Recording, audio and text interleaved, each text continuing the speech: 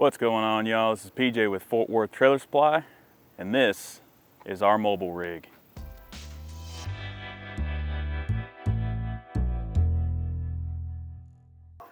Alright, so in this video, I'm going to walk y'all through the rig, kind of what we do and how we do it.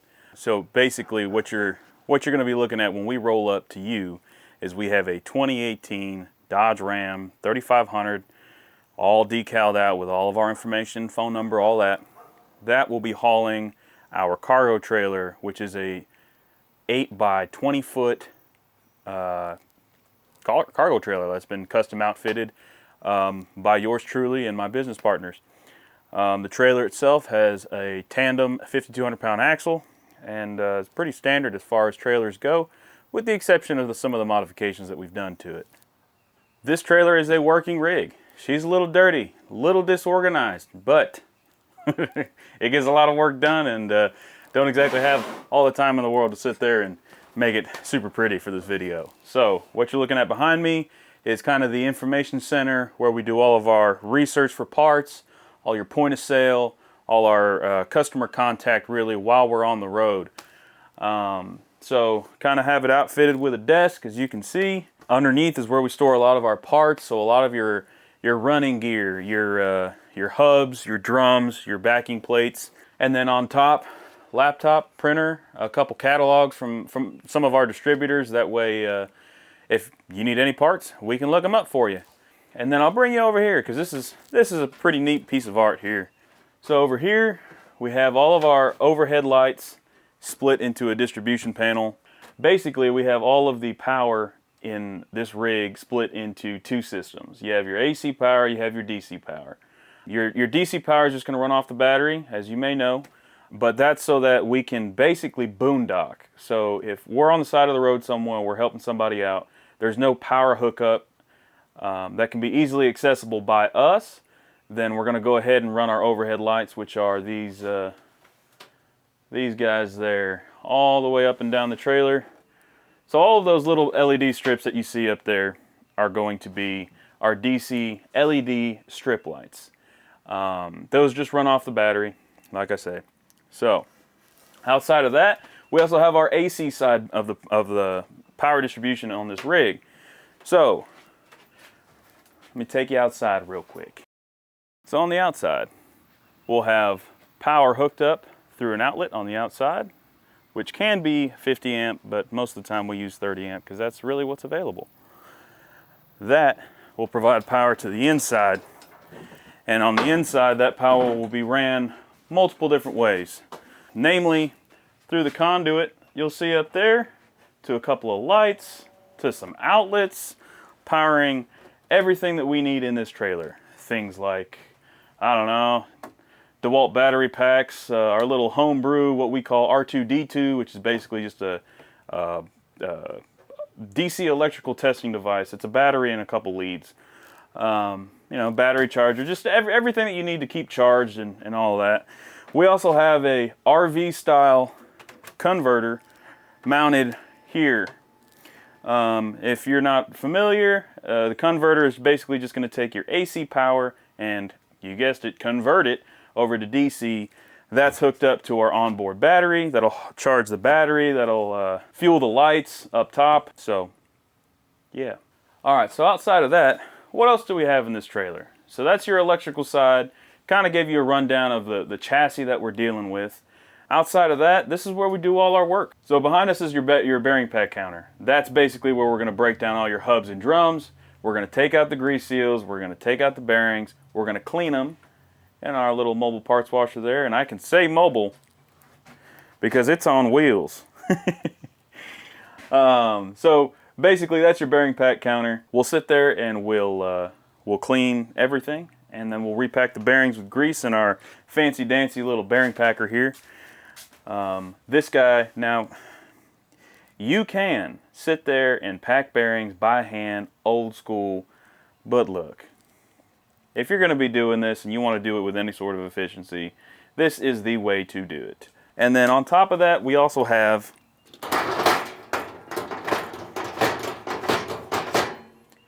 bear with me.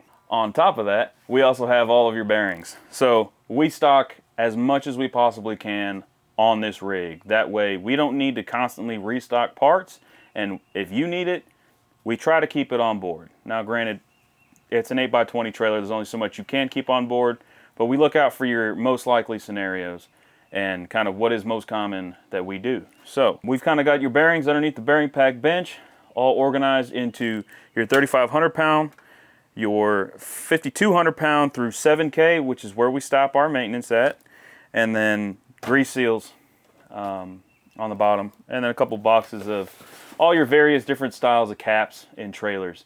So we try to stock everything between your Vortex caps on your boat trailers to your traditional style steel caps. All right, what else do we have? So we have our parts washing station. This is a mobile unit made by CRC. It's a pretty nice deal. Like I said, it's on wheels, and it allows us to take care of all of your parts washing scenarios, whether it's your running gear, your brakes, your bearings, whatever. All right, then behind the bearing pack bench, we also have our stock of small parts. This is going to cover everything from your electrical terminals, your fuses, your small hardware, self-tapping screws, machine bolts, all that sort of stuff. All the things that really make a job go much easier. Right next to that, we have the big red cabinet. If I told you what was in there, I'd have to kill you. I'm just kidding. Let me open that up for you. Now I know. I just opened up this cabinet and you're like, by God, PJ, that's a hot mess. I'm doing the best I can here. Just kidding. All right, so if we're looking on the inside of this, basically the way we have this organized is that your top shelf is going to be all your chemicals, your sealants, anything that'll go into a caulk gun, lubricants, that sort of stuff. Next shelf, we have a lot of electrical parts, tail lights, wiring harnesses, all that sort of stuff.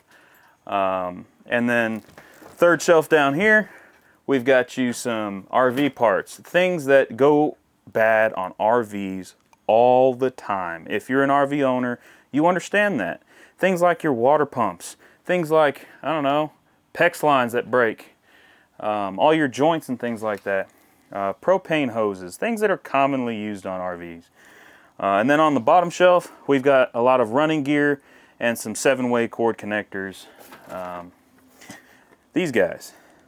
All right, moving further back in the rig, we've got our air compressor. This is a Puma, I want to say it's a 60-gallon air compressor.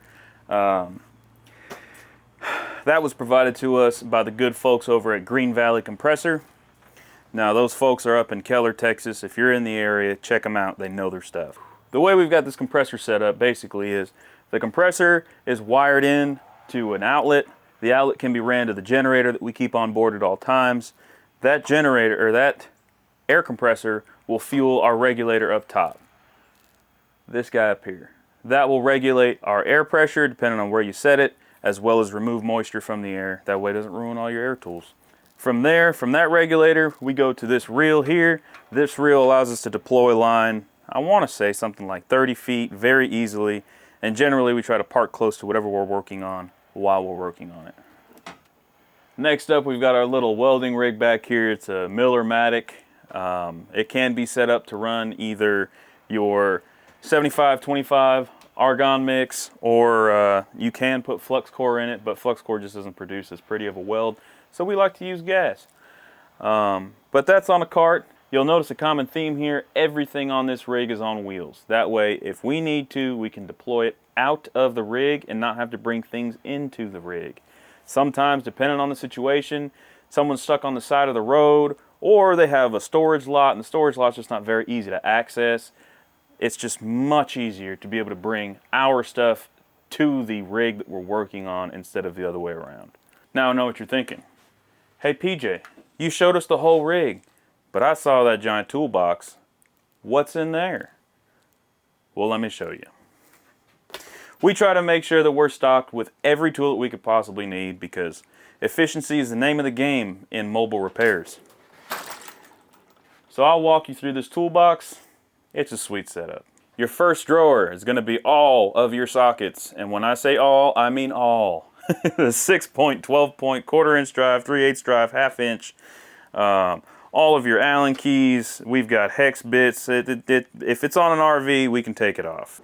Next up, you got a plier drawer. All of the pliers, all of the pliers. Everything from snap ring pliers to lineman pliers to, I mean, we've even got PEX cutters in here, tin snips. If you're a big fan of Snap-on, these, oh my goodness, these will change your life. Let me tell you right now, these pliers. It's part number 786, Charlie Frank. And maybe that's a Z at the end, maybe that's a 2. The world may never know. Either way, if you have a Snap-on guy, I highly recommend you pick those cutters up from him. All right, next up we've got screwdrivers, ratcheting wrenches, stubby ratcheting wrenches. Next one down, everything that you need to kind of do light steel work, drill bits, your hex inserts for drivers, files, picks, drill bits. Did I say drill bits? Drill bits. The bottom drawer, the big drawer. This is everybody's junk drawer that everybody just throws all their tools in. This is all of your pneumatic and electric big heavy tools. This is your, for lack of a better word, this is your BFH drawer. Next row, this is our electrical drawer. Our electrical drawer has everything from your multimeters, wire cutters, strippers, crimpers, dielectric grease, electric tape, anything you'd need to work on electrical circuits. Next drawer, you've got standard wrenches, and these in particular are a bearing packer's best friend. Let me tell you, we bought these off the Cornwell truck. They're punches, and you're like, PJ, what's so special about punches? Well, the shape that they put at the end makes them perfect for driving out races when you have bad races in drums or hubs. Impact socket drawer and extensions. And then the piece de resistance. That's our DeWalt drawer. All of your electric battery powered tools and a few Snap-on goodies down below. So while it's not a complete and total in-depth tour of the trailer, I just wanted to give you all sort of an idea of what it looks like, what we do, how we do it, and that sort of deal. If you have any questions or comments, please put them down below. And look out for more videos. We'll be coming out with all sorts of stuff from tutorials, tool reviews, and all kind of sticking with the trailer RV theme. If you want to see some more personal things, I've been thinking about putting a channel together. On my personal channel, I would definitely be exploring projects that I don't exactly know what I'm doing. So if you want to see a channel where we kind of mess around with hot rods and motorcycles and bass boats and that sort of thing, drop it down in the comments below and we'll kind of show you some of the projects we work on the side. But for our living, for our main job, what we do from, my goodness, from 8 in the morning till 8 at night, 6 days a week, this is it. If you like what you saw here, don't forget to like and subscribe. More to come.